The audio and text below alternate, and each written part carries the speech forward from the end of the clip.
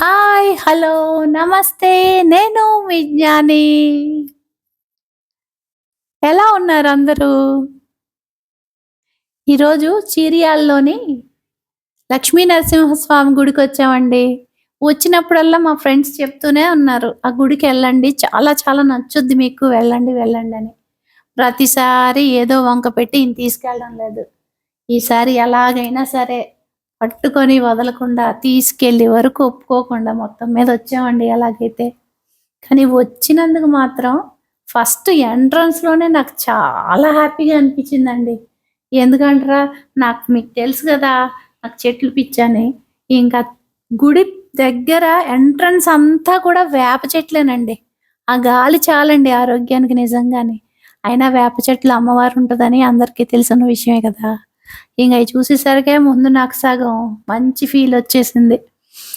ఇంకొంచెం ముందుకెళ్ళేసరికి మంచి స్టార్టింగ్‌లోనే కాటేజులున్నాయండి. కిందన చిన్న చిన్న చిన్న షాపులున్నాయి. పైనంతా కాటేజులు భలే ఉన్నాయండి. ఓహో! అయితే దూరం నుంచి వచ్చినోళ్ళకి కొంచెం స్టే చేయడానికి ఇబ్బంది లేదనమాట అనిపించింది.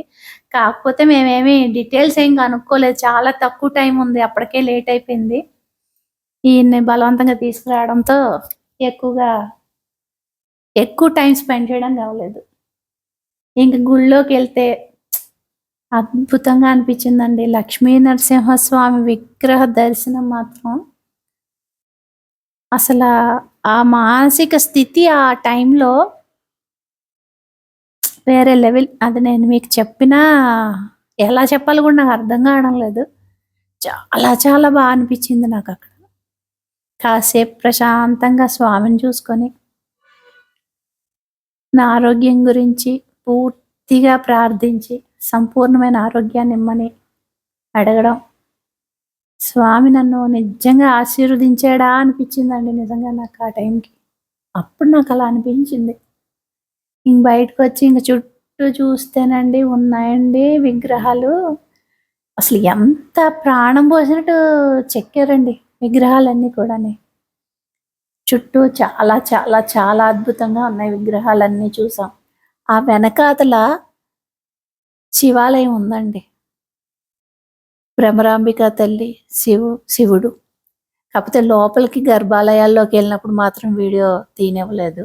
ముందు దర్శనం చేసుకొని మొత్తం అన్నీ చూసి ప్రశాంతంగా అప్పుడు వీడియో తీసుకున్నాను. దానివల్ల లేట్ అయిపోయింది.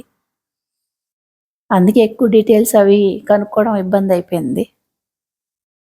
ఆ వెనకాతల ఉన్న శివాలయంలో కూడా ఆ విగ్రహాలు అద్భుతంగా చెక్కున్నాయండి. ఆ లోపల కూడా రావి చెట్టండి. లోపల నుంచి అదొక్కటి దాని స్పేస్ ఇచ్చి నీట్‌గా కట్టారు. రావి చెట్టుని తీసేయకుండా. ఇలా మా గుడి దర్శనం చాలా చాలా బాగా అయిపోయింది. ఇక్కడ శివాలయంలో కూడా చక్కగా పూజ చేయించుకొని, చక్కగా దర్శనాలు చేసుకొని అంతా బాగా గుడి దర్శనం అంతా అయిపోయాక కాసేపు బయట ప్రశాంతంగా కూర్చున్నాము. కూర్చొని బయలుదేరిపోయామండి.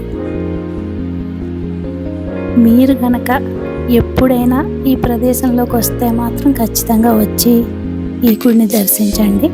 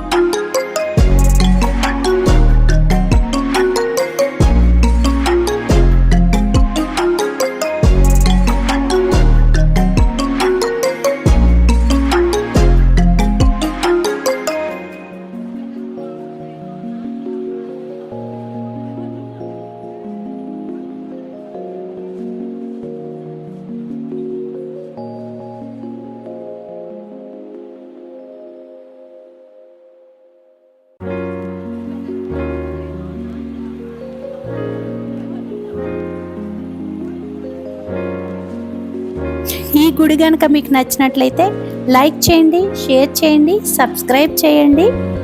మీరు ఈ ప్రదేశానికి వచ్చినప్పుడు మాత్రం ఈ గుడిని దర్శించడం మాత్రం ఎట్టి పరిస్థితుల్లోని మర్చిపోకండి. Thank you very much.